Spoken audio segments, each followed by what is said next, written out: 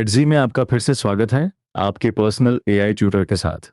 आज हम CBSE class 12 के accountancy chapter issue and redemption of debentures को कामली और स्टेप बाय स्टेप रिवाइज करेंगे। जल्दी करने की जरूरत नहीं है। मैं हूं गौरव और मेरे साथ हैं स्वाति। नोटबुक पास हो तो अच्छा रहेगा, लेकिन आप इसे पैसिव लिसनिंग की तरह भी सुन सकते हैं। जर्नल एंट्रीज में डिस्काउंट और प्रीमियम का कंफ्यूजन आज हम रीजनिंग से क्लियर करेंगे। हम मीनिंग, शेयर्स से difference, types, issue at par, premium और discount, non cash issue, collateral security, interest, write off, redemption methods, reserve और एग्जाम टिप्स कवर करेंगे। और सुनते समय एक छोटा तरीका अपनाना। हर मेजर कॉन्सेप्ट के बाद खुद से पूछना, कंपनी को पैसा मिला, लायबिलिटी बनी या कोई एडजस्टमेंट हुआ।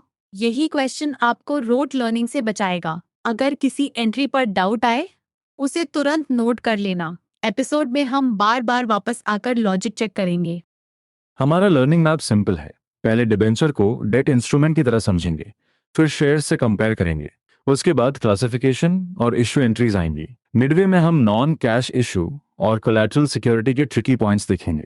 Finally redemption, interest, loss right of और डिबेंचर रिडेम्पशन रिजर्व को एग्जाम रेडी फ्रेम में जोड़ेंगे। तो शुरुआत एक बेसिक क्वेश्चन से।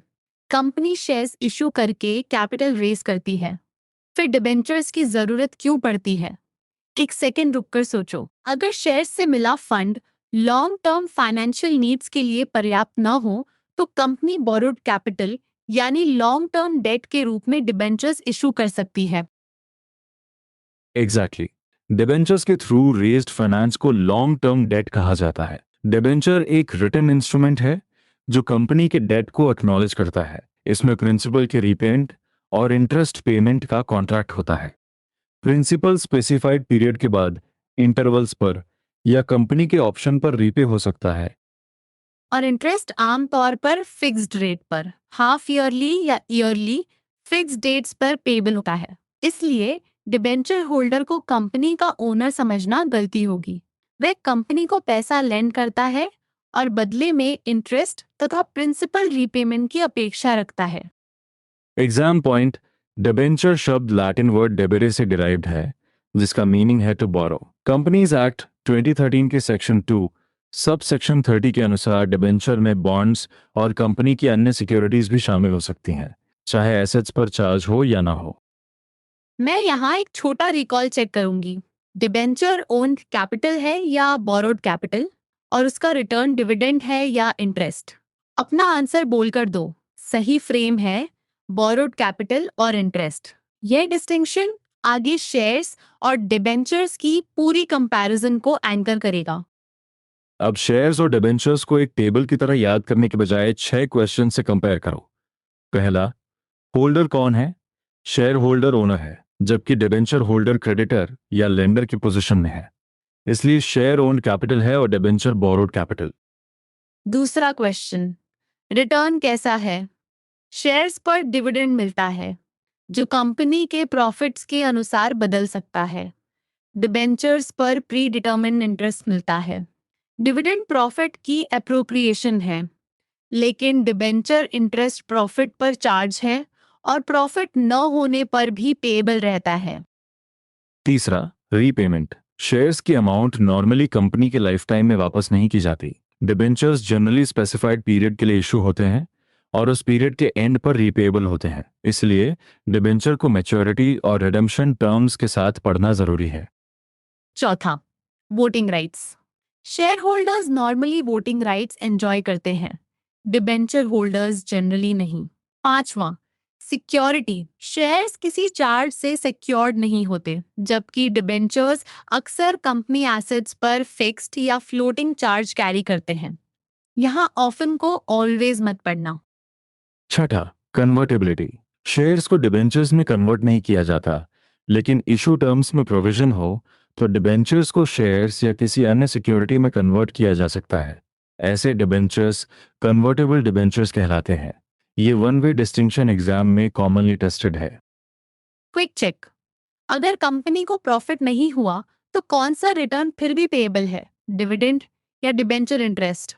सही आंसर इंटरेस्ट है, लेकिन इसका मतलब ये नहीं कि डिबेंचर होल्डर ओनर बन गया। रिटर्न और ओनरशिप अलग डायमेंशंस हैं, इन्हें मिक्स मत करना। अब क्लासिफिकेशन। एक ही डिबेंचर को अलग पर्सपेक्टिव से डिस्क्राइब किया जा सकता है। सिक्योरिटी के हिसाब से सिक्योर्ड और अनसिक्योर्ड, टेन्योर के हिसाब से रिडीमेबल और इरिडीमेबल, कन्वर्टेबिलिटी के हिसाब से कन्वर्टेबल और नॉन कन्वर्टेबल, कूपन रेट के हिसाब से स्पेसिफिक और जीरो कूपन, और रजिस्ट्रेशन के हिसाब से रजिस्टर्ड और बेयरर। सिक्योर्ड डिबेंचर्स में कंपनी एसेट्स पर चार्ज क्रिएट होता है ताकि डिफॉल्ट की स्थिति में पेमेंट सिक्योर रहे। फिक्स चार्ज किसी स्पेसिफिक एसेट पर होता है। फ्लोटिंग चार्ज जनरल एसेट्स पर होता है। अनसिक्योर्ड डिबेंचर्स में स्पेसिफिक चार्ज नहीं होता, हालांकि डिफॉल्ट पर फ्लोटिंग चार्ज क्रिएट हो सकता है। टेन्योर के हिसाब से रिडीमेबल डिबेंचर स्पेसिफिक पीरियड के बाद लंप सम या इंस्टॉलमेंट्स में पेएबल होते हैं। इरिडीमेबल या परपेचुअल डिबेंचर्स में कंपनी रीपेमेंट का अंडरटेकिंग नहीं थी, वे वाइंडिंग अप पर या बहुत लंबे पीरियड के बाद सेटल हो सकते हैं। कन्वर्टेबल डिबेंचर्स इक्विटी शेयर्स या किसी अन्य सिक्योरिटी में कन्वर्ट हो सकते हैं, कंपनी या डिबेंचर होल्डर्स के ऑप्शन के अनुसार। वे फुली कन्वर्टेबल या पार्टली कन्वर्टेबल हो सकते हैं। नॉन कन्वर्टेबल डिबेंचर्स कन्वर्ट नहीं होते और सोर्स के अनुसार कंपनीज द्वारा इशू डिबेंचर्स में इनका बड़ा हिस्सा होता है। कूपन रेट पर स्पेसिफिक कूपन रेट डिबेंचर्स में इंटरेस्ट रेट स्पेसिफाइड होता है, फिक्स्ड या floating. Zero coupon rate debentures में स्पेसिफिक इंटरेस्ट रेट नहीं होता, इन्हें सब्सटेंशियल डिस्काउंट पर इशू किया जाता है और नॉमिनल वैल्यू तथा इशू प्राइस का डिफरेंस ड्यूरेशन के लिए इंटरेस्ट माना जाता है। रजिस्ट्रेशन में रजिस्टर्ड डिबेंचर्स के होल्डर्स के नेम्स, एड्रेसेस और होल्डिंग्स कंपनी के रजिस्टर में रिकॉर्ड होते हैं। ट्रांसफर के लिए रेगुलर ट्रांसफर डीड चाहिए। बेरर डिबेंचर्स डिलीवरी से ट्रांसफर हो सकते हैं, कंपनी रिकॉर्ड नहीं रखती और अटैच्ड कूपन प्रस्तुत करने वाले पर्सन को इंटरेस्ट मिलता है। अब क्लासिफिकेशन को मेमोरी चेन में बोलो। Security, tenure, convertibility, coupon rate, registration, हर कैटेगरी का पेयर अलग है। सिक्योर्ड को रिडीमेबल से और रजिस्टर्ड को कन्वर्टेबल से कंफ्यूज मत करना, क्योंकि ये अलग बेसिस ऑफ क्लासिफिकेशन है। डिबेंचर्स इशू करने की प्रोसीजर शेयर्स जैसी होती है। इन्वेस्टर्स प्रोस्पेक्टस के बेसिस पर अप्लाई करते हैं। कंपनी पूरा अमाउंट एप्लीकेशन पर मांग सकती है या एप्लीकेशन, अलॉटमेंट और कॉल्स में इंस्टॉलमेंट्स ले सकती है। इशू प्राइस फेस वैल्यू के बराबर हो तो इशू एट पार कहलाता है। इशू प्राइस फेस वैल्यू से अधिक हो तो प्रीमियम और फेस वैल्यू से कम हो तो discount. Premium securities premium reserve में क्रेडिट होता है। डिस्काउंट इशू पर मिलने वाला अमाउंट फेस वैल्यू से कम होता है और डिस्काउंट को राइट ऑफ करना होता है। एक मेंटल एग्जाम्पल लो। 100 रुपीज डिबेंचर 100 रुपीज में इशू हुआ तो पार, 110 रुपीज में इशू हुआ तो 10 रुपीज प्रीमियम, 95 रुपीज में इशू हुआ तो 5 रुपीज डिस्काउंट। यहाँ फेस वैल्यू और इशू प्राइस को अलग अलग पहचानना ही पहला स्टेप है। अब जर्नल एंट्री का लॉजिक। एप्लीकेशन मनी रिसीव होने पर बैंक अकाउंट डेबिट होगा क्योंकि बैंक बैलेंस बढ़ा। सामने डिबेंचर एप्लीकेशन अकाउंट क्रेडिट होगा क्योंकि अभी अमाउंट एप्लीकेशन स्टेज पर है। अलॉटमेंट पर एप्लीकेशन अकाउंट डेबिट करके डिबेंचर्स अकाउंट क्रेडिट किया जाता है। अगर पूरा अमाउंट एक इंस्टॉलमेंट में रिसीव हो तो दो ब्रॉड एंट्रीज याद रखो। पहले bank debit to debenture application and allotment, फिर application and allotment debit to debentures. Entry को केवल फॉर्मेट की तरह नहीं, मनी मूवमेंट की तरह देखो। दो इंस्टॉलमेंट्स में एप्लीकेशन और अलॉटमेंट अलग होंगे। एप्लीकेशन रिसीट पर bank debit to debenture application, application adjust होने पर debenture application debit to debentures, allotment due होने पर debenture allotment debit to debenture allotment debit to debenture allotment. अगर फर्स्ट कॉल भी हो तो कॉल ड्यू होने पर debenture first call debit to debentures, call receive होने पर bank debit to debenture first call. Similar entries second call और final call के लिए होंगी, लेकिन चैप्टर नोट करता है कि नॉर्मली पूरा अमाउंट एप्लीकेशन और अलॉटमेंट में कलेक्ट होता है। प्रीमियम इशू में अलॉटमेंट ड्यू एंट्री में डिबेंचर्स को फेस वैल्यू से क्रेडिट करेंगे और सिक्योरिटीज प्रीमियम रिजर्व को प्रीमियम अमाउंट से क्रेडिट करेंगे। डिस्काउंट इशू में डिबेंचर अकाउंट को नॉमिनल वैल्यू से क्रेडिट करने के लिए discount on issue of debentures debit किया जाएगा। एक सेकेंड पॉज करके बताओ, प्रीमियम किस साइड जाएगा और डिस्काउंट किस साइड? प्रीमियम क्रेडिट, क्योंकि कंपनी को फेस वैल्यू से अधिक अमाउंट मिला। डिस्काउंट डेबिट, क्योंकि कंपनी ने नॉमिनल वैल्यू के मुकाबले कम अमाउंट रियलाइज किया। ये डायरेक्शन बहुत इंपॉर्टेंट है। ओवर सब्सक्रिप्शन तब होता है जब पब्लिक ने ऑफर डिबेंचर्स से अधिक डिबेंचर्स के लिए अप्लाई किया हो। कंपनी इनवाइटेड नंबर से ज़्यादा अलॉट नहीं कर सकती। एक्सेस एप्लीकेशन मनी अलॉटमेंट या कॉल्स में एडजस्ट हो सकता है, और जिन एप्लीकेंट्स को अलॉटमेंट नहीं मिला उनका मनी रिफंड किया जाता है। ओवर सब्सक्रिप्शन एंट्री में डिबेंचर एप्लीकेशन अकाउंट डेबिट होगा। क्रेडिट साइड पर अलॉटेड डिबेंचर्स का अमाउंट डिबेंचर्स अकाउंट में, excess adjusted amount debenture allotment account में, और रिजेक्टेड एप्लीकेशंस का अमाउंट बैंक में जाएगा। इसलिए एप्लीकेशन मनी का पूरा क्रेडिट केवल डिबेंचर्स अकाउंट में नहीं जाता। सोर्स इलस्ट्रेशन में 10,000 डिबेंचर्स ऑफर हुए, लेकिन 9,000 एप्लीकेशंस मिली और वे फुल्ली अलॉटेड हुई। 30 रुपीज़ एप्लीकेशन और 70 रुपीज़ अलॉटमेंट था। Application money 9,000 multiplied by 30 rupees यानी 2,70,000 रुपीज़, और अलॉटमेंट मनी 6,30,000 रुपीज़। इस इलस्ट्रेशन से बैलेंस शीट प्रेजेंटेशन भी समझो। 9,000 डिबेंचर्स ऑफ 100 रुपीज यानी 9 lakh rupees long term borrowings में दिखेंगे। बैंक में टोटल कैश 9 लाख रुपीज आएगा। एग्जाम में जर्नल एंट्रीज के साथ रेलेवेंट बैलेंस शीट इंफॉर्मेशन पूछी जा सकती है। अब कैश के बिना इशू। कभी कंपनी एसेट्स परचेज करती है और वेंडर को कैश देने के बजाय डिबेंचर्स इशू करती है। इसे debentures issued for consideration other than cash कहते हैं। पहले एसेट्स परचेज एंट्री होगी, फिर वेंडर को डिबेंचर्स अलॉट करने की एंट्री। पहली एंट्री में सन्ड्री एसेट्स अकाउंट डेबिट और वेंडर अकाउंट क्रेडिट। दूसरी एंट्री इशू टर्म्स पर डिपेंड करेगी। पर vendors debit to debentures, premium पर वेंडर्स डेबिट, डिबेंचर्स क्रेडिट और securities premium reserve credit. Discount पर वेंडर्स और discount on issue debit, debentures credit. अगर होल बिजनेस परचेज हो और लाइबिलिटीज भी टेक ओवर हो तो परचेज कंसिडरेशन नेट एसेट्स यानी एसेट्स माइनस लाइबिलिटीज के कॉन्टेक्स्ट में देखी जाती है। डिबेंचर्स की इशू वैल्यू परचेज कंसिडरेशन से अधिक हो तो डिफरेंस गुडविल डेबिट होगा, कम हो तो डिफरेंस कैपिटल रिजर्व क्रेडिट होगा। यहाँ कॉमन मिस्टेक है एसेट्स को देखकर तुरंत डिबेंचर्स की संख्या निकालना। पहले लायबिलिटीज सब्ट्रैक्ट करके नेट एसेट्स और परचेज कंसिडरेशन आइडेंटिफाई करो। फिर डिबेंचर इशू प्राइस के बेसिस पर नंबर कैलकुलेट करो। डिस्काउंट में इशू प्राइस कम होगा, प्रीमियम में ज्यादा। कोलैटरल सिक्योरिटी प्राइमरी सिक्योरिटी के अलावा सब्सिडियरी या एडिशनल सिक्योरिटी होती है। कंपनी बैंक लोन लेते समय अपने डिबेंचर्स लेंडर को एडिशनल सिक्योरिटी के रूप में दे सकती है। अगर प्राइमरी सिक्योरिटी से लोन पूरा रिकवर ना हो तो लेंडर कोलैटरल सिक्योरिटी का बेनिफिट ले सकता है। कोलैटरल इशू के बुक्स ट्रीटमेंट के दो मेथड्स हैं। फर्स्ट मेथड में कोई जर्नल एंट्री नहीं होती, क्योंकि उस मोमेंट पर लायबिलिटी क्रिएट नहीं मानी जाती। बैलेंस शीट में लोन के नीचे नोट दिया जाता है कि loan debentures issued as collateral security से सिक्योर्ड है। सेकेंड मेथड में debenture suspense account debit to debentures account entry pass होती है। लोन रीपे होने पर reverse entry debentures debit to debenture suspense. Balance sheet में डिबेंचर सस्पेंस को debentures से डिडक्शन की तरह शो किया जाता है। अब तक का मिनी रिकैप। कैश इशू में बैंक आता है, नॉन कैश इशू में वेंडर आता है।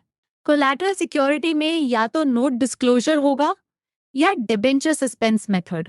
अगर इस सेक्शन में कोई एग्जैक्ट डाउट बचा है तो एडजी में उसी डाउट को सोक्रेटिक क्वेश्चंस के साथ स्टेप बाय स्टेप टेस्ट कर सकते हो। अब इशू और रिडेम्पशन के टर्म्स को पेयर की तरह देखेंगे। 6 कॉमन कॉम्बिनेशंस हैं: issue at par, redeemable at par, discount at par, premium at par redeemable at premium, discount redeemable at premium और प्रीमियम रिडीमेबल एट प्रीमियम। हर केस में फेस वैल्यू, इशू अमाउंट और redemption amount अलग पहचानो। Issue at पार और redemption at par में simple entry है। Bank received amount के लिए डेबिट, फिर application and allotment debit to debentures. Discount issue और पार रिडेम्पशन में डिस्काउंट डेबिट होगा, प्रीमियम इश्यू और पार रिडेम्पशन में सिक्योरिटीज प्रीमियम रिजर्व क्रेडिट होगा। जब रिडेम्पशन प्रीमियम पर हो तो फ्यूचर पेमेंट का extra amount premium on redemption of debentures account में क्रेडिट होता है और इशू एंट्री में loss on issue of debentures debit किया जाता है। डिस्काउंट इशू और प्रीमियम रिडेम्पशन दोनों हो तो लॉस में डिस्काउंट प्लस रिडेम्पशन प्रीमियम शामिल होगा। इम्पॉर्टेंट डिस्टिंक्शन, इश्यू प्रीमियम आज कंपनी को एक्स्ट्रा अमाउंट रिसीव कराता है, इसलिए securities premium reserve credit. Redemption premium future में कंपनी को एक्स्ट्रा पे करना होगा, इसलिए वह लायबिलिटी है। इसे सिक्योरिटीज प्रीमियम रिजर्व समझना गलत है। इंटरेस्ट नॉमिनल वैल्यू पर कैलकुलेट होता है, इशू प्राइस पर नहीं। उदाहरण के लिए 10% डिबेंचर्स का मतलब इंटरेस्ट नॉमिनल वैल्यू का 10% है। इंटरेस्ट कंपनी के प्रॉफिट पर चार्ज है और प्रॉफिट हो या ना हो पेएबल रहता है। इंटरेस्ट ड्यू होने पर debenture interest account debit, debenture holders को पेबल अमाउंट क्रेडिट और इनकम टैक्स पेबल को डिडक्टेड टैक्स क्रेडिट। फिर डिबेंचर होल्डर्स को पेमेंट पर debenture holders debit to bank, tax government को पे करते समय income tax payable debit to bank. Period के एंड पर डिबेंचर इंटरेस्ट अकाउंट को statement of profit and loss में ट्रांसफर किया जाता है। अगर सोर्स इलस्ट्रेशन में हाफ ईयरली इंटरेस्ट और 10% टीडीएस दिया हो तो पहले टोटल इंटरेस्ट नॉमिनल वैल्यू और पीरियड से निकालो, फिर टैक्स और नेट पेमेंट अलग करो। क्विक चेक, 10% डिबेंचर्स का इंटरेस्ट फेस वैल्यू पर कैलकुलेट होगा या इशू प्राइस पर फेस वैल्यू पर, और टीडीएस किस अमाउंट से डिडक्ट होगा? इंटरेस्ट पेबल अमाउंट से प्रेस्क्राइब रेट के अनुसार। कैलकुलेशन के बाद एंट्री बनाना हमेशा सेफर है। डिस्काउंट या loss on issue capital loss है। इसे सिक्योरिटीज प्रीमियम रिजर्व से अगर अवेलेबल हो राइट ऑफ किया जा सकता है। रिजर्व इनएडिक्वेट या एब्सेंट हो तो remaining amount statement of profit and loss से राइट ऑफ होगा। यही सोर्स का कोर अकाउंटिंग ट्रीटमेंट है। मान लो डिस्काउंट या लॉस 1,50,000 रुपीज है और सिक्योरिटीज प्रीमियम रिजर्व 1,00,000 रुपीज। एंट्री में securities premium reserve debit 1,00,000 rupees, statement of profit and loss debit 50,000 rupees और डिस्काउंट ऑन इशू या loss on issue credit 1,50,000 rupees होगा। बैलेंस शीट एंगल भी देखो। डिस्काउंट ऑन इशू जिसे अगले 12 मंथ्स में राइट ऑफ करना है अदर करंट एसेट्स के अंडर दिखाया जा सकता है। बाद की पीरियड का part other non current assets में दिखाया जाता है। प्रेजेंटेशन क्वेश्चन में टाइम पीरियड ध्यान से पढ़ना। अब रिडेम्पशन, रिडेम्पशन का मतलब डिबेंचर लायबिलिटी को टर्म्स ऑफ इशू के अनुसार डिस्चार्ज या रीपे करना है। चैप्टर में 4 मेथड्स हैं: payment in lump sum, payment in instalments, purchase in open market और कन्वर्जन इनटू शेयर्स या new debentures. Lump sum method में मैच्योरिटी पर पूरा अमाउंट एक साथ डिबेंचर होल्डर्स को पे होता है। और रिडेम्पशन में debentures debit to debenture holders, फिर debenture holders debit to bank. Premium redemption में प्रीमियम ऑन रिडेम्पशन भी डेबिट होगा और डिबेंचर होल्डर्स को टोटल पेएबल अमाउंट क्रेडिट होगा। इंस्टॉलमेंट रिडेम्पशन में लायबिलिटी स्पेसिफाइड डेट्स पर पार्ट्स में रीपे होती है। एक्चुअल डिबेंचर्स को अक्सर ड्रॉ ऑफ लॉट्स से आइडेंटिफाई किया जाता है। हर इंस्टॉलमेंट पर selected debentures debit to debenture holders, फिर पेमेंट एंट्री। रिमेनिंग डिबेंचर्स का इंटरेस्ट भी आउटस्टैंडिंग अमाउंट के अनुसार ध्यान में आएगा। ओपन मार्केट परचेज में कंपनी अपने डिबेंचर्स मार्केट से खरीद कर इमीडिएट कैंसिलेशन करती है। अगर परचेज प्राइस नॉमिनल वैल्यू से कम है तो प्रॉफिट ऑन रिडेम्पशन बनता है। प्रॉफिट को कैपिटल रिजर्व में ट्रांसफर किया जाता है। अगर ओन डिबेंचर्स नॉमिनल वैल्यू से अधिक प्राइस पर खरीदे जाएं, तो एक्सेस लॉस ऑन रिडेम्पशन होगा। इस लॉस को statement of profit and loss में ट्रांसफर किया जाता है। इसलिए परचेज प्राइस कंपेयर करो नॉमिनल वैल्यू से, न कि ओरिजिनल इशू प्राइस से। कन्वर्जन मेथड में डिबेंचर्स शेयर्स या न्यू डिबेंचर्स में कन्वर्ट किए जाते हैं। यह केवल कन्वर्टेबल डिबेंचर्स के कॉन्टेक्स्ट में एप्लीकेबल है। कन्वर्जन के लिए एक्चुअल प्रोसीड्स को बेसिस माना जाता है। ओरिजिनली डिस्काउंट पर इशू हुए डिबेंचर्स के केस में एक्चुअल अमाउंट रियलाइज्ड को बेसिस बनाना होगा। कन्वर्जन में पहले डिबेंचर लायबिलिटी ड्यू दिखाई जाती है, फिर डिबेंचर होल्डर्स अकाउंट को शेयर्स या न्यू डिबेंचर्स के अकाउंट से सेटल किया जाता है। शेयर्स पर डिस्काउंट या प्रीमियम पर इशू हो सकते हैं, इसलिए कन्वर्जन क्वेश्चन में रिडेम्पशन अमाउंट और इशू प्राइस को अलग कैलकुलेट करो। अब डिबेंचर रिडेम्पशन रिजर्व, इसका पर्पस ये है कि रिडेम्पशन के लिए फंड्स अवेलेबल रहें। सोर्स में अदर अनलिस्टेड कंपनीज के लिए आउटस्टैंडिंग डिबेंचर्स के 10% की एडिक्वेसी बताई गई है, जबकि कई स्पेसिफाइड कैटेगरीज को एग्जाम्पशन दी गई है। एग्जाम में कंपनी कैटेगरी ध्यान से पढ़ना। इसके साथ डिबेंचर रिडेम्पशन इन्वेस्टमेंट भी इम्पॉर्टेंट है। मैच्योरिंग डिबेंचर्स की वैल्यू का कम से कम 15% प्रिस्क्राइब डेट तक स्पेसिफाइड इन्वेस्टमेंट्स या डिपॉजिट्स में इन्वेस्ट किया जाता है। ये अमाउंट किसी दूसरे पर्पस के लिए यूज नहीं होना चाहिए। इसका पर्पस रिडेम्पशन सपोर्ट करना है। लमसम रिडेम्पशन में 15% मैच्योरिंग डिबेंचर्स की वैल्यू पर इन्वेस्टमेंट किया जाता है। इंस्टॉलमेंट रिडेम्पशन में इन्वेस्टमेंट नेक्स्ट ईयर रिडीम होने वाली डिबेंचर्स की वैल्यू के अनुसार कैरी फॉरवर्ड हो सकती है। एक्सेस रियलाइज और शॉर्टफॉल में फर्दर इन्वेस्टमेंट की जरूरत हो सकती है। रिडेम्पशन के समय इन्वेस्टमेंट एनकैश किया जाता है। अदर अनलिस्टेड कंपनी के केस में रिजर्व क्रिएशन और इन्वेस्टमेंट दोनों को क्वेश्चन के फैक्ट्स के अनुसार रिकॉर्ड करो।